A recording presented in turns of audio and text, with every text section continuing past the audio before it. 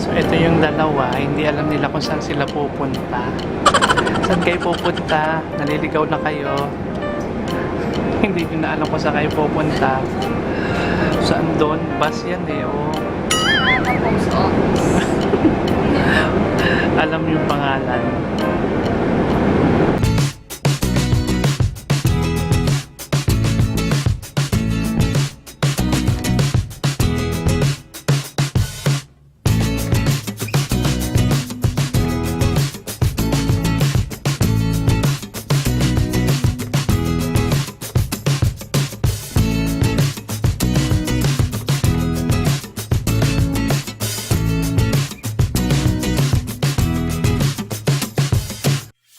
Magandang buhay! Sabado na naman at ngayon papunta kami ng Karama Post Office. Kasama ko ulit sila. Ayan, si Joyce at saka si Tina. Punta muna kami tuturuan ko sila dun sa kung saan matatagpuan yung aming post office. Siyempre, para alam na niya. Pag wala na ako, alam na niya yung trabaho. Ayan sila, oh. Grabe, ang ganda, oh. Sobra. Kailan kaya ako magkakaroon na isa niyan? Diyos ko, ang pogi-pogi mo pag may ganyan ka.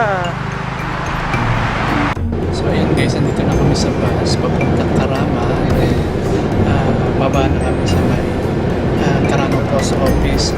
Sila na to sa mga bababae ko at ako nandito sa nakaseparate kasi po sa bus. So dito na kami, malapit na mga bus na. So ito yung dalawa, hindi alam nila kung saan sila pupunta. Saan kayo pupunta? Naliligaw na kayo. Hindi nyo na alam kung saan kayo pupunta.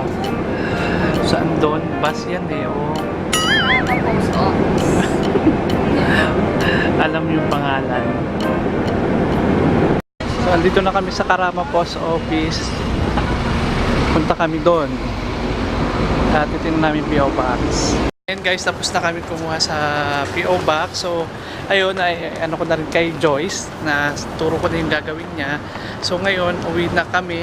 Uwi na tayo, ha. Babalik pa ako ng Alco. So ayun, uwi muna kami. Wala akong maisip na sasabihin. Oo.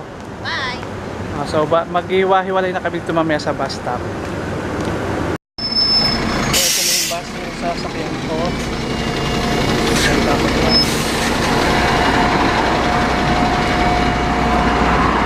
So nakasakay na ako ng bus. Papunta ako ngayon ng Burjuman Metro Station para sakay ng metro at mabilis na punta ko. Next stop is See you in a bit. College of Islamic Studies 2. Dito ako ngayon sa Burjuman Metro Station. Parang na-miss ko tuloy ito. Ayun yung pita sa kabila. Ito yung Bollywood. Ngayon lang ulit ako nakabalik dito since lumipat kami nung July. So ngayon, ito, punta muna ako ng metro station. So andito na ako guys sa ngayon sa Burjuman Metro Station. So maghintay na lang ako ng bus, 2 minutes, ng bus ng metro, 2 minutes na lang at parating na rin. So ayan guys, andito na ako sa Emirates Tower and maghintay na lang ako ng bus na papuntang Alcos para makabalik na ako sa bahay. So yun, ginabi na ako pagpunta dun sa PO Box. Then daan muna ako ng Oasis Center after nyan para makabili ako ng ulam. Dito na ako sa Oasis, magbabayad lang ako ng credit card ng boss ko at saka ng mga etas na napibili ulit. So galing na pala ako sa Carrefour, nagbayad na rin ako. So ayun nga, bumili na rin ako ng ulam ito sa Carrefour. Bumili ako ng fish. Guys, andito na ako sa bahay. Ngayon, magpapastart naman ako ng kotse ni Kuya Richie kasi alam nyo na, umuwi siya. So kailangan ko muna i-start si Chevy in a second time around. So pagpasensya nyo na ako. Dito na ako sa kotse ni Kuya Richie. And ngayon, ano ko na to. I-start ko na. So ayan, medyo mainit kasi nasa labas na tong kotse eh. So mamaya na lang ulit after ko magpa-start ng kotse. So ayan, nag-start na si Chevy Boy. Ayan, pinapa-start ko na. Dahil maya pasok na ulit ako.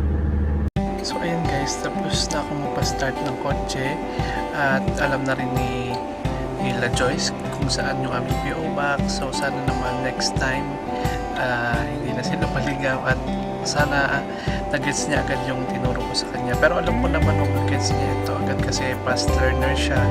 So alam ko nanonood kayong dalawa, si Joyce at saka si Tina. So ayun, maraming salamat din sa inyong support na kahit pa paano tinutulungan niyo din ako sa aking vlog. At least may bagong mukha akong napapakita. So sa lahat ng bagong daan dyan sa aking channel, huwag niyo kalimutan mag-subscribe. At kung nagustuhan niyo ang channel ko ito, don't forget to hit the thumbs up. And tapusin ko ng araw ko and magkita-kita ulit tayo bukas. Paalam! And guys, pauwi na ako. Dito na ako sa Airport Terminal 3. Ito na yung mga dala ko. Kita-kita tayo sa Pilipinas soon. Joke lang. Si Kuya Richie ang paalis, hindi ako. Joke lang po, baka maniwala kayo. And guys, andito na kami sa terminal. Ito si Kuya Richie, kasama ko. May iwan ako, solo na ako.